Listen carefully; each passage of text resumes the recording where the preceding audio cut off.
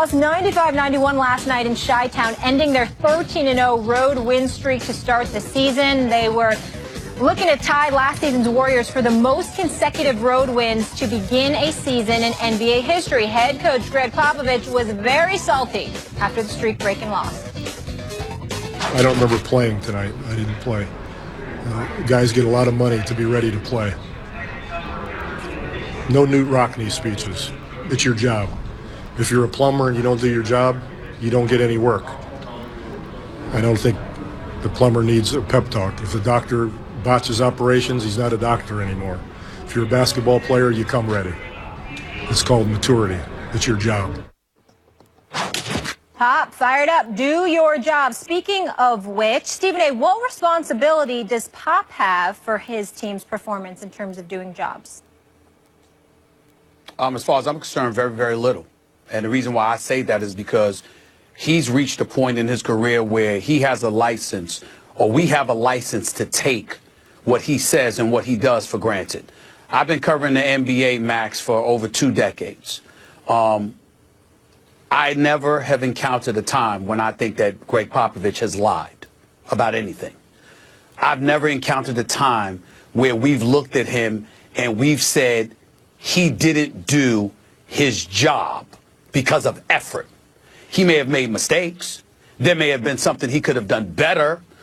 There were times, particularly during the NBA Finals loss to Tim Duncan, you got to remember that rebound that Chris Bosh captured and ultimately gave to Ray Allen to hit that tying 3. If I remember correctly, Tim Duncan wasn't on the floor. How can that not be? We might have questions about judgment calls from time to time because nobody's flawless. But there's 2 things that you can never, ever, ever say, possibly be 3 things you can never say about Gregg Popovich. You can never say he doesn't show up to work. You can't question his effort. You can't question his credentials. You can't question his honesty. These are the kind of things you can't question about this man. And so when he says what he says, first of all, he's absolutely right. Secondly, in today's generation, with the advent of social media and beyond, and everybody just as concerned about their brand as much as they're concerned about their performances and what have you, it's important that an old school dude, who, by the way, has won more than 69% of the games he's coached in his entire career, okay, and he's a 5-time champion, and 6 times he's been to the NBA Finals. He's universally recognized as the best coach in basketball, not to mention he's the guy that's going to succeed Coach K as the Olympic coach, okay? All of those credentials aside, we have to remember that this guy is a military man. He is about accountability. He is about making sure that you do the things that you're supposed to do. And when he says what he says last night, what he is saying is, we know what our job is. We know what our responsibilities are. And on occasion, there have been times this season where these guys haven't shown up effort-wise. And the person that I look at is a LaMarcus Aldridge. Because even though I haven't had an opportunity to watch every game for the San Antonio Spurs, and I'm not saying Gregg Popovich was talking about him. This is not insider information or anything. I'm just talking about what I'm seeing. I think that LaMarcus Aldridge is getting paid, and he is expected to do a lot, and I think the numbers that he's put forth and the energy that I anticipate and expected from him is not something I have seen when I have watched the Spurs play. He's not the only one, and I'm quite sure Gregg Popovich wasn't talking about just him. I'm just saying that I consider LaMarcus Aldridge big time. I have not seen a big-time player in LaMarcus Aldridge for the San Antonio Spurs this season. That's the only reason I bring his name up. You think about the Spurs, and going into this season, you pay them lip service, as you do every season. Very few seasons, unless they had some extraordinary performance in the finals the year before, are the Spurs the one that everyone's picking. Everyone will pay lip service. Yeah, they'll be in the running, but it'll be this team or that team. And yet, here we are, where it was obviously the Cavs and the Warriors, and I said the Clippers had the best chance to upset the apple cart. I think you took someone in the East because you know, I guess the Cavs are a little more vulnerable than the Warriors once they get Durant, or whatever your reasoning was. And here are the Spurs with a chance to tie the all-time mark for road wins to start a season. Think of how good they are. And why? Because Gregg Popovich takes nothing for granted, except a culture of professionalism that he tries to cultivate. He said, No Newt Rockne speeches. You don't need to give a plumber a Newt Rockne speech. That's your job. And these guys are getting paid a lot of money to do their job. So when he's asked, what about you? Don't you have to get them ready? Aren't you also paid a lot of money to do that? He says, no. I'm not out there playing. Basically, he's saying implicitly, I did my job. I came prepared. Some of these guys didn't. Exactly. Now, if another coach without his track record were to say that, that could be problematic. Time out, coach. Ultimately, the buck stops with you. You didn't have your guys ready. But when it's the greatest coach active in the NBA and one of the all-time great coaches in the history of American team sports, that holds much more weight. And I want to say something quickly about egos, because the Spurs are a team where people, ego don't apply with the Spurs. It's not about egos. On the contrary, you have to have an extremely strong ego to play on the Spurs, because that's a coach who he's not going to coddle you like a child, nor will he berate you as though you're a child, but he's also not going to hide the fact, he's not going to hide his displeasure. It doesn't matter who it is. Even Tim Duncan, at his best, he will dress him down if Tim Duncan doesn't do what he's supposed to do. No one is above that on that team. So you have to have the kind of ego that can handle that. A coach who's going to say it has to be strong and it has to be based on a foundation of putting in the work. And a coach who's going to say, these guys weren't ready to play. It's not my job to motivate them to play. On this team, that has to be part of who you are. And it's one of the reasons that insistence on that code of professionalism that Gregg Popovich is so great. Well, I get your point, but, getting back to, isolating specific individuals. We watched the Chicago Bulls last night. Like, Dwayne Wade is making me out to be a liar. I believe they were going to get to the players, but he feels they can make some noise, and they're playing like it, and they deserve a lot of credit. Him, Jimmy Butler, Rajon Rondo. By the way, Rajon Rondo getting a bad rap in certain respects, but we can elaborate on that another time. What I would tell you is this. You're going up against the Chicago Bulls. You're LaMarcus Aldridge. You shoot 5 of 15 from the field. The Spurs are minus 19 when you're on the floor. You're the successor to Tim Duncan. There's a responsibility that comes with that. He needs to play better. That's number one. Number two, there were rumors about him not being happy coming into the season. Young man, protege of mine, Jabari, wrote that. Mike Monroe, just a staple in the NBA community, one of the great NBA reporters in the history of this business, is also covering that game, covering that team. He's a dear friend of mine. LaMarcus Aldridge has better get his act together, because it's not just about Popovich. Those people covering the San Antonio Spurs, a few of whom I know personally, know what they're talking about with the game of basketball. Folks are going to start zeroing in on this man. LaMarcus Aldridge had better step up along with other people. He's better than that, and there are players on this team that are better than the way they're performing. When Stephen A. says that, everybody, just keep in mind, it's not like, he's privy to a lot of information that no one else is. We know. He calls himself Stephen Naismith. Guys, before we get back to football, though, one more NBA topic I want to get into right now surrounding your Knicks. Carmelo Anthony hit us with the subliminal tweets last night, first posting this, potentially touching on Phil Jackson's comments. Ego is the only requirement to destroy any relationship. So be a bigger person, skip the E, and let it go. Hashtag stay mellow. Then he hit us with this, a photo of Muhammad Ali with arrows and this caption, unfazed, my life summed up in one photo. Hashtag stay mellow. Stephen A., you siding with Melo or Phil on this one? Of course, I'm siding with Melo. There's no question about it. Okay. Especially when you bring up the word ego. Because when we're talking about ego in this equation, we ain't talking about the player. We're talking about the president. Nobody on the Knicks team has a bigger ego than Phil Jackson. Nobody.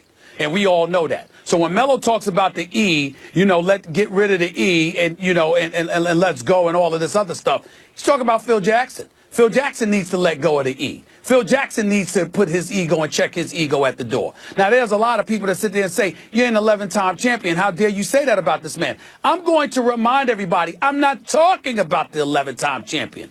I'm talking about the novice executive. I'm not talking about the coach who coaches this team and deals with the players intimately on an everyday basis because they're playing for him every night. I'm talking about the novice executive who's operating from a distance and picks and chooses when he wants to get close and hires coaches but tries to coach for them and gets players and calls himself, exacting tutelage and what have you, but he's not vibing with them. A guy that refuses to adjust to what he has and tries to get everybody to adjust to who he is when he's always been known as a bit different, as a bit eccentric, and that there are not too many people who are like him, and he just doesn't get that. And so clearly Melo is talking about Phil Jackson, and when he's talking about the arrows, he's talking about the fools out there pointing the finger at him. Sure, he holds on to the ball a little bit sometimes. He's been notorious for that throughout his career. The great George Karl, who coached him for years in Denver, who used to work at ESPN, used to tell me that all the time.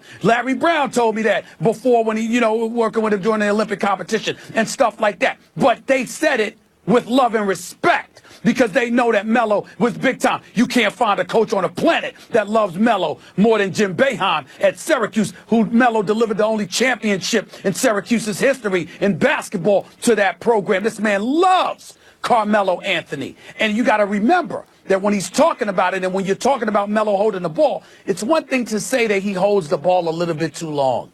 It's another thing to imply that there's selfishness that comes with it. When Melo played on the Olympic with other big-time players, Melo shot the ball more than anybody else. Melo made shots more than anybody else. All of that stuff is true. You didn't hear none of those cats complaining about him because they said Melo's Melo, but he will also do what it takes to win. It's one thing, Max, to say that he holds the ball a little bit too long. It's another thing when those comments are tinged with insults where you're trying to imply he's far more selfish than he actually is, especially when you, Phil Jackson, yourself can be deemed a hell of a lot more selfish than Carmelo Anthony. It's interesting in this business when you say something positive about a player, you're considered pro that player or coach. And when you say something negative about them, you're against them. And I root for Carmelo Anthony. I also think he's an overrated player. And so when the topic of Carmelo comes up, I think there's an expectation among some people who are paying attention, I guess, at least on my timeline, that I'm going to take a shot. And they're right in this case, but not about this as it relates to Phil Jackson. I'm 100% on Carmelo's side in terms of the way he's handled this as it relates to Phil Jackson. The ego point is a really good one. He's staying above the fray. Good for him. It's a class move. He's an excellent offensive player, and his offense is so good that he's just an excellent player, period. I mean, he's one of the best players in basketball, top 10, top 15, wherever you want to put him. And so I'm with him. I don't love the way he dressed it up as like a phrase from a bad self-help book, but whatever, this is what athletes do. Where I think he went wrong, and this is like, oh, you got to throw shade on Carmelo. No, but he made the comment, so I'm going to comment on it. When he compares himself to Muhammad Ali with the arrows, this is what I guess rubs me the wrong way about Carmelo. His self-view is out of proportion to his actual quality or accomplishments, I should say, as an athlete and as an NBA player at least. Muhammad Ali felt persecuted because he converted, because he refused induction into the armed forces during the Vietnam War. He took a principled stand. He got death threats all the time and became a worldwide important figure. And Carmelo sometimes gets shots taken at him by basketball fans who says he held the ball too long, but when he says something like that, it gives the impression that he thinks he's more important than he is, and that he perceives the world as coming at him more than it does. I agree with him as it relates to Phil. I wish he hadn't said the second part. No, I think you're wrong here, because a lot of times the visual impact of something usurps everything else. Take, for example, and this is an extreme example, Gregg Hardy and his transgressions were just as bad as Ray Rice's were. But we got words from Gregg Hardy because there was no video.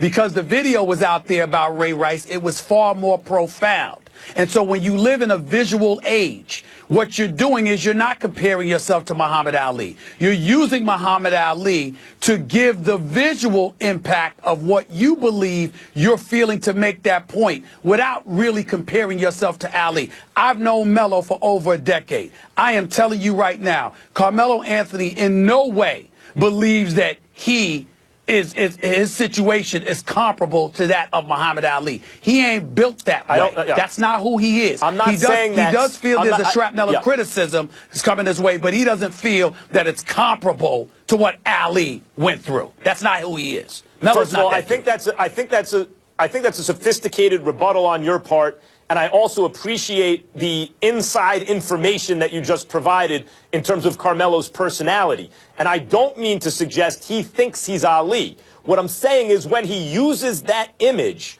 it's impossible not to get the sense, at least from where I'm sitting, that he feels persecuted out of proportion to his actual circumstance, and that he feels that his position in the sports world is also elevated out of proportion to that circumstance based on his accomplishments. He's never won a championship. Yeah, but he's feeling persecuted not by Max Kellerman. He's feeling persecuted by Phil Jackson.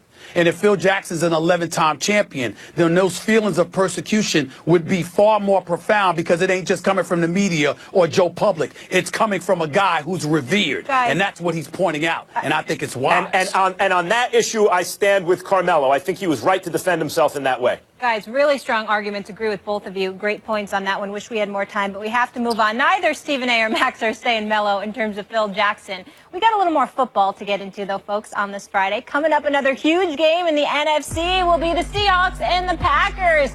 Can the bad man keep his team in the hunt, or will Russell Wilson be the better signal caller? We'll tell you what the guys think next.